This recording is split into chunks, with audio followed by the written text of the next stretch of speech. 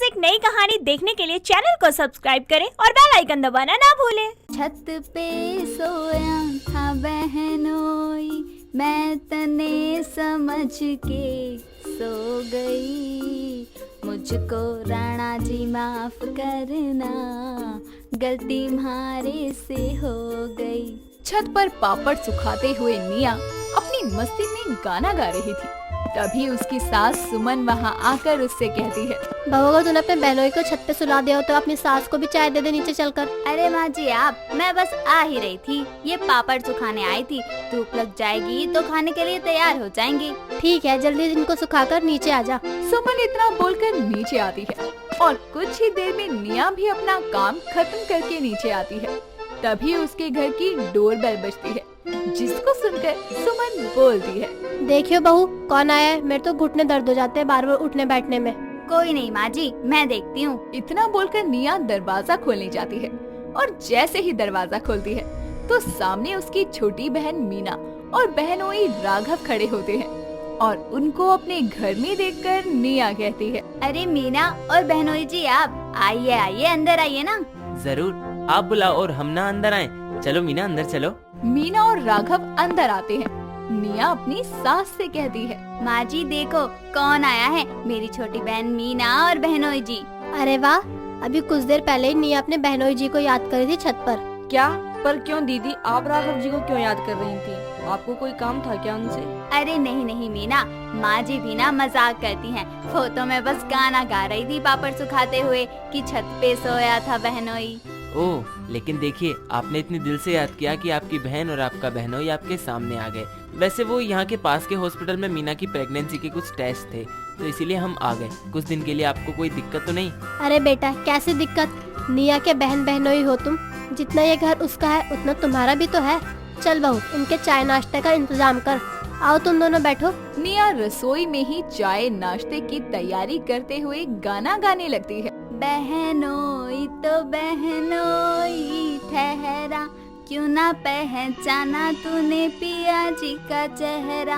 अरे बहनोई से याद आया, बहनोई जी को मानव के कपड़े दे देती हूँ पहनने के लिए। इतना बोलकर निया अपने कमरे में जाती है, जहाँ वो देखती है कि उसका पति मानव कमरे में है और अलमारी से कपड़े निकाल रहा है। वो बिना उसका चेहरा देखे ही उसको पीछे से जाकर हक करते हुए कहती है, अरे मेरी जान आज इतनी जल्दी आ गए काम से। इतने में निया के बाथरूम से मीना निकलती है और निया को अलमारी से कपड़े निकालते राघव के गले लगे देखकर कहती है, दीदी ये क्या कर रही हो? बहनोई है वो आपके। क्या बहनोई जी? ये सुनकर निया उससे दूर हो जाती है, जिसके बाद राघव पीछे मुड़ता है तो निया उसका चेहरा देखकर कहती है, बहनोई जी आप मेरे कमरे में क्या कर रहे हैं? और ये मानव के कपड़े, मुझे लगा वो आ गए। वो हमें कुछ बताने का समय ही नहीं मिला, आप अचानक से आकर गले लग गई। और यहाँ में सुमन आंटी ने भेजा था कि फ्रेश हो जाए और मानव जी के कपड़े लेने के लिए भी उन्होंने ही बोला था। हाँ दीदी, और आपको देखना तो चाहिए कौन है और कौन नहीं। अरे बहनोई जी भी पीछे से मानव के जैसे ही लग रहे थे और इस वक्त मेरे कमरे में कोई और होगा ये तो मैंने सोचा ही नहीं, माफ करना। कोई बात नहीं, आप दोनों नीचे आ जाओ, मैं खाना लगाती हूँ टेबल पर। निया के जाने के बाद मीना राघव के चेहरे पर एक हल्की सी मुस्कान देखकर कहती है, नीचे चलो वरना सारी मुस्कान गायब कर दूंगी तुम्हारी। मीना और राघव भी नीचे आते हैं, जिसके बाद निया अपनी सास समेत अपनी बहन और बहनोई को खाना खिला देती है और सारा काम करके सब लोग आराम करने लगते हैं। शाम के वक्त मानव भी अपने काम से घर आता है और अपनी साली और पति को घर में देखकर कहता है, अरे मीना और राघव तुम दोनों यहाँ, आज तो घर में रौनक लग गई। जी वो मीना के कुछ टेस्ट होने हैं यहीं पास के हॉस्पिटल में, तो इसीलिए आए हैं। बार बार इस हालत में घर से इतनी दूर ट्रैवल करना ठीक नहीं रहेगा मीना के लिए। अरे सही किया, चलो आप बैठो मैं फ्रेश होके आता हूँ। मानव कमरे में फ्रेश होने जाता है, जहाँ वो अपने कपड़े निकालने के लिए अलमारी खोलता है। तभी निया वहाँ आकर कहती है, अरे बहनोई जी आपको फिर कपड़े चाहिए क्या मानव के? तभी मानव अलमारी बंद करके अपना चेहरा दिखाता है और बोलता है, क्या बात है, पति में भी बहनोई दिखाई दे रहा है तुम्हें? अरे मैं हूँ, मेरी अलमारी है तो मैं कपड़े निकालूंगा ना। अरे नहीं, वो आप जानते नहीं हैं, दोपहर में बहनोई जी आपके कपड़े निकाल रहे थे, मुझे लगा आप हो, इसलिए मैंने उनको पीछे से गले लगा लिया माफ करना। इसमें तुम्हारी कोई गलती नहीं है, हम दोनों ऑलमोस्ट सेम हाइट के हैं। खैर मैं फ्रेश होके आता हूँ, तुम खाना लगा दो, भूख लगी है। मानव इतना बोलकर नहाने चला जाता है, जिसके बाद कुछ ही देर में पूरा परिवार खाना खाकर आराम करने जा ही रहे थे कि तभी लाइट चली जाती है। ये देखकर निया बोलती है, अब आप सब यहीं खड़े रहिएगा, मैं मोमबत्ती लेकर आती हूँ। हाँ बहू ले आ, फिर छत पर बिस्तर लगा दे, क्योंकि गर्मियाँ है, लाइट का कोई भरोसा नहीं है कब आएगी। वैसे एक इन्वर्टर वाला कमरा तो है, लेकिन उसमें सब आ नहीं पाएंगे, इसलिए छत पर ही ठीक है। सुमन की बात सुनकर निया रसोई में जाती है और पूरे घर में मोमबत्तियां जलाकर कमरे से बिस्तर ले जाकर छत पर लगा देती है और सबको छत पर जाने की कहती है। लेकिन सबको भेजकर जब वो अपना काम खत्म करके खुद जाती है, तब तक सब लेट चुके थे। पर निया को अंधेरे में अपने पति और बहनोई में अंतर पता नहीं चलता। ऊपर से दोनों ने चादर ओढ़ी हुई थी, जिसके बाद निया अंदाजे से एक के बगल में जाकर सो जाती है और आधी रात को जैसे ही बगल में सोया इंसान निया को गले लगाता है, तो निया की आंख खुलती है और उसको चादर हटाने पर चेहरा दिखता है, जो कि राघव का था। ये देखकर वो चिल्ला देती है, जिस पर सबकी नींद खुलती है। हाय हाय, क्या हुआ बहू? बहू सब ठीक तो है ना? वो माँ जी, मैं मानव जी समझ के बहनोई जी को बगल में सो गई। दीदी आपने तो कसम खाई है क्या मेरे पति को जीजू समझ के उसके साथ रोमांस करने की? अरे इतना भी क्या कंफ्यूज होना कि अपना पति का ही ना पता चले। अरे मैंने जान कर नहीं किया मीना, सच में तुम सब आ गए थे ऊपर, फिर मैं आई, इतने में सब चादर तान के सो चुके थे, इसलिए मैं पहचान नहीं पाई। अरे बहू कोई नहीं, अंधेरे में ऐसी गलती हो जाती है। और छत पर बहनोई और पति दोनों सोए हैं, तो तू कैसे पहचान पाएगी बहनोई कौन है और पति कौन है? नहीं आंटी जी, मुझे तो लगता है दीदी ये सब जान कर करती हैं, पता नहीं क्या दिक्कत है। अरे नहीं मीना बेटा, तू शांत हो जा।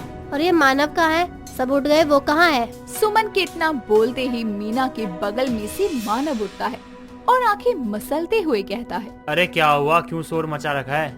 मानव को अपने बगल में देखकर मीना भी चिल्लाते हुए दूर होती है और बोलती है, जीजा जी आप थे मेरे बगल में, मुझे लगा राघव है। क्या?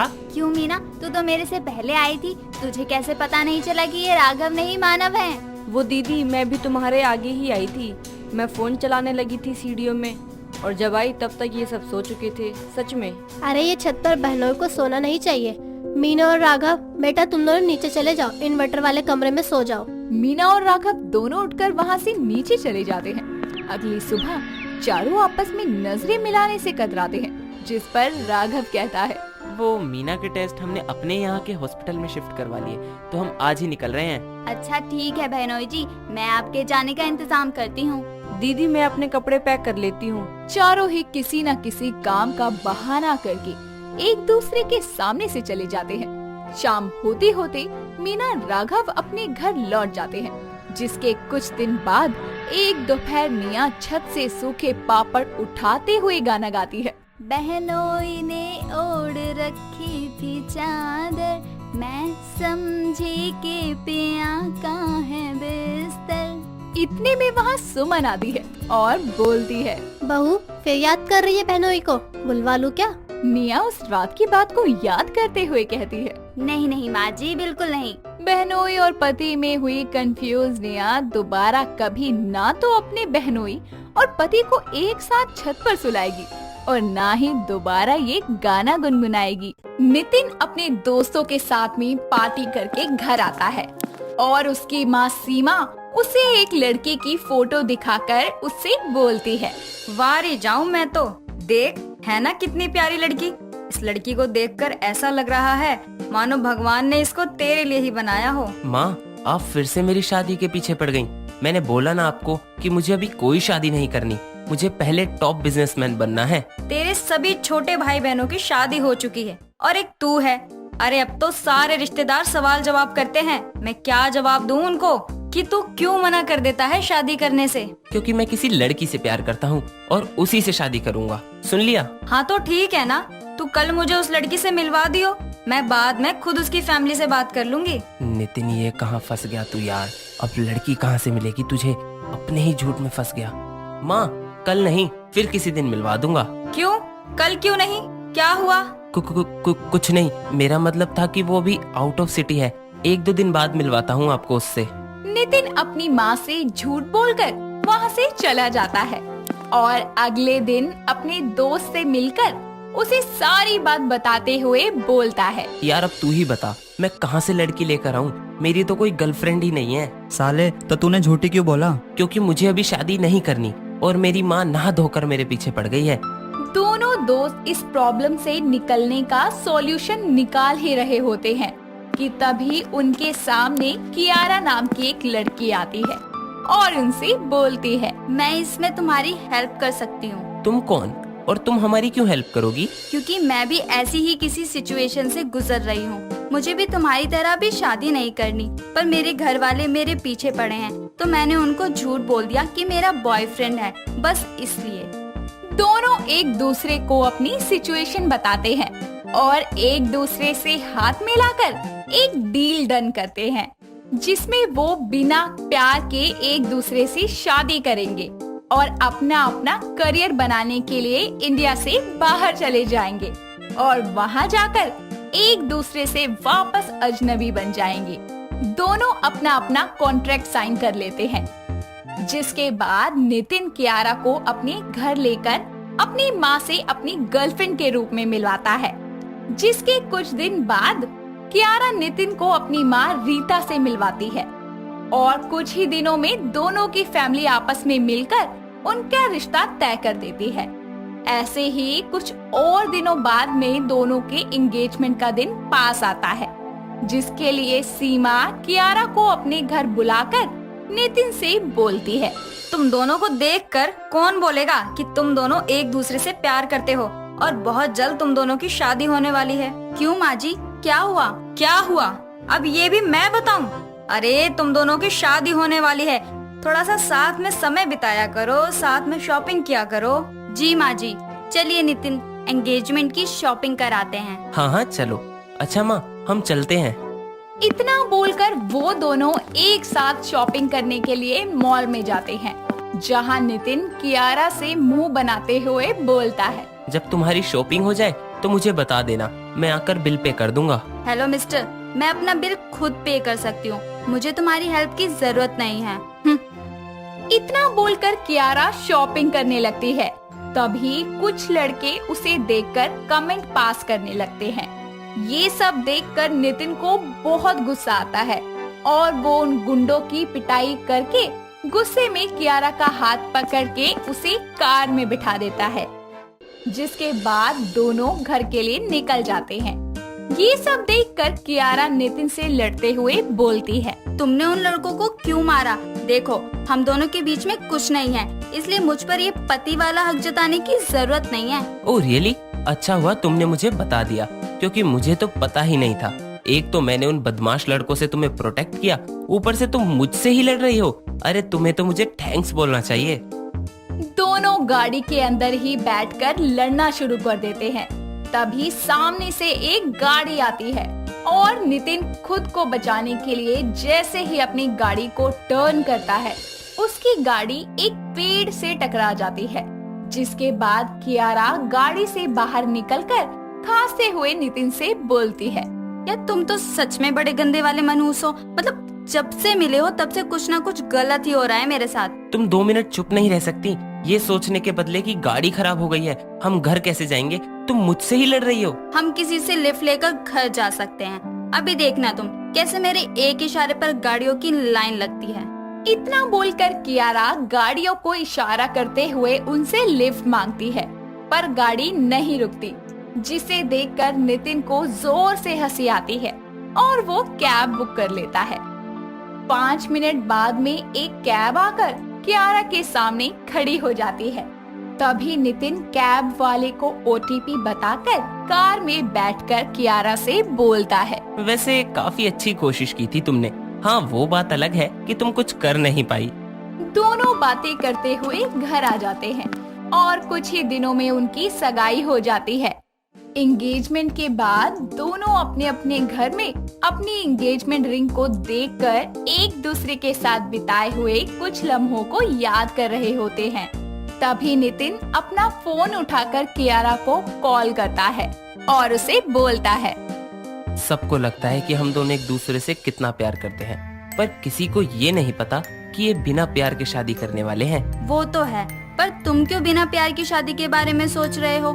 कौन सा हमें साथ में रहना है? शादी के बाद हनीमून के बहाने इंडिया से बाहर जाना है और फिर अपनी लाइफ को सेट करना है। वैसे तुम्हें कहीं मुझसे प्यार तो नहीं हो गया? मुझे और तुमसे प्यार?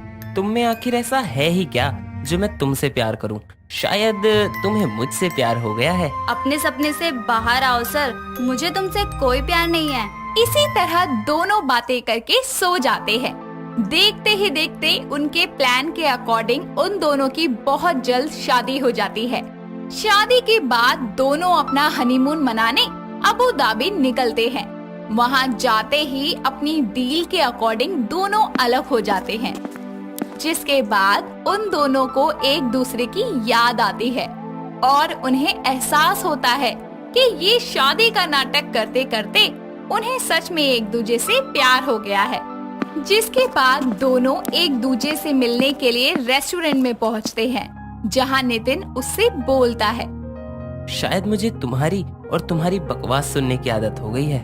शायद मुझे भी तुम्हारी डांट और केयर की आदत हो चुकी है। क्या हम दोनों मिलकर अपना करियर नहीं बना सकते?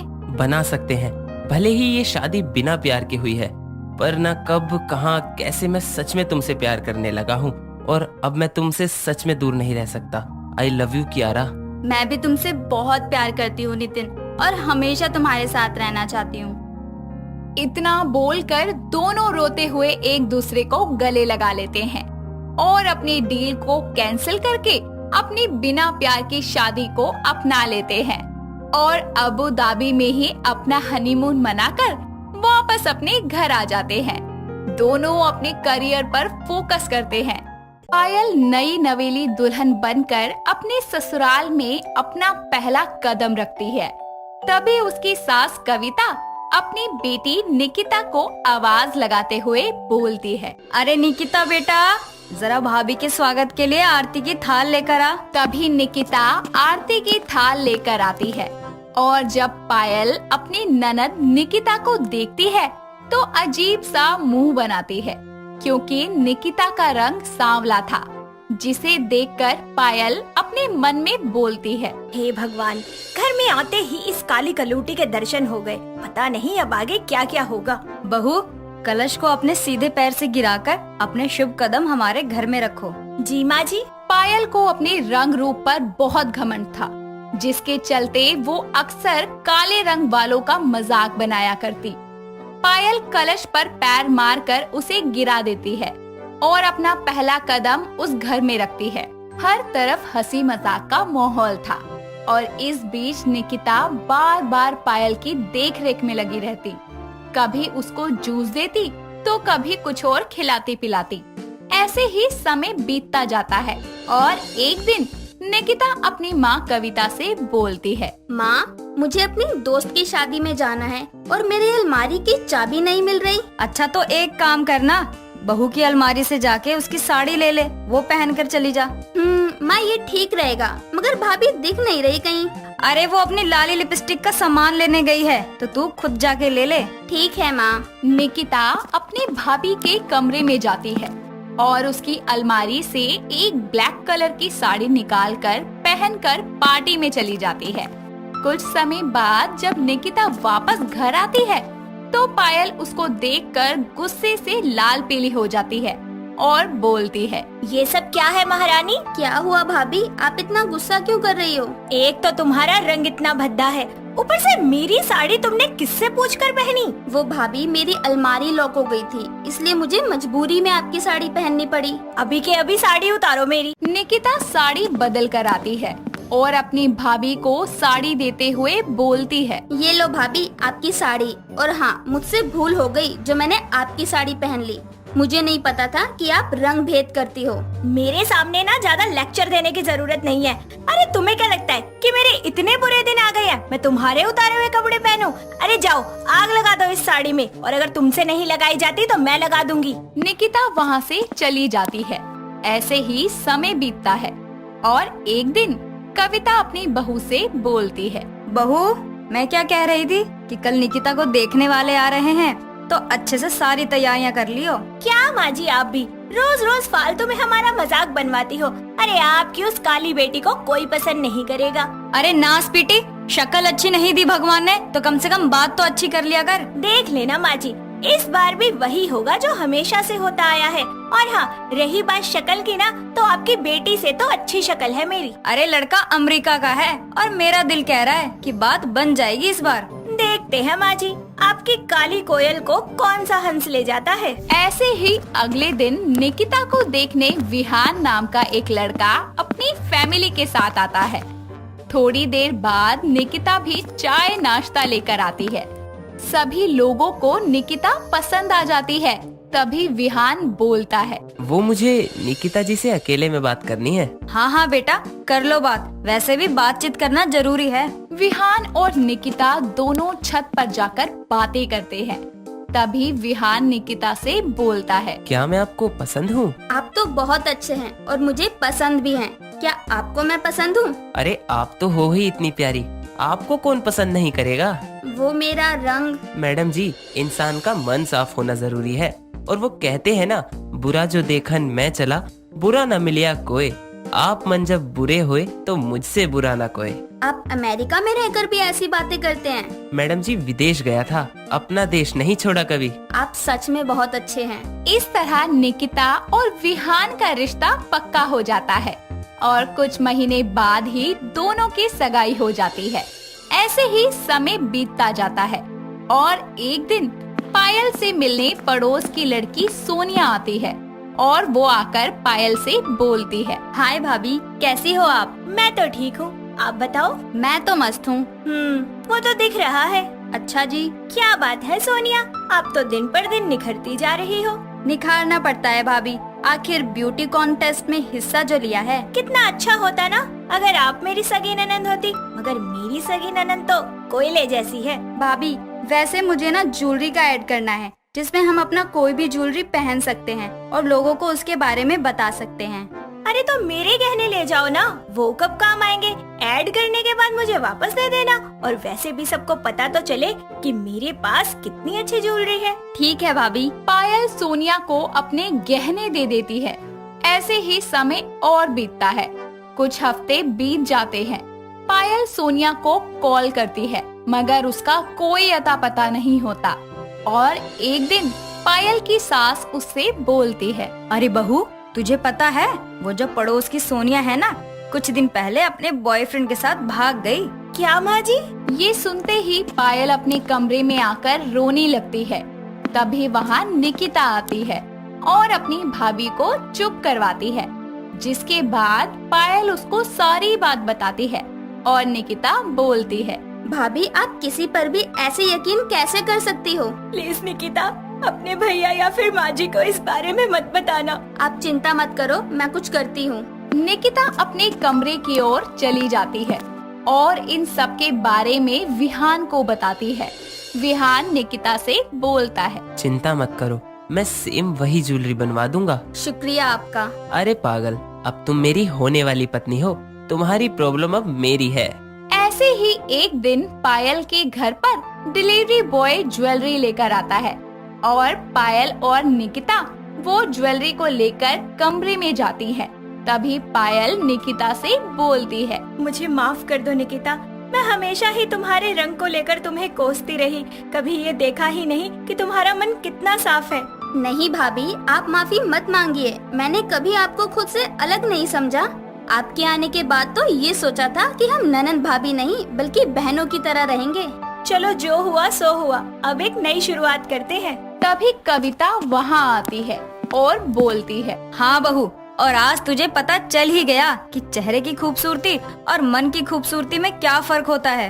हाँ माँ जी, आज निकिता की वजह से मुझे एहसास हुआ कि इंसान की असली पहचान उसका रंग नहीं बल्कि उसका मन होता है।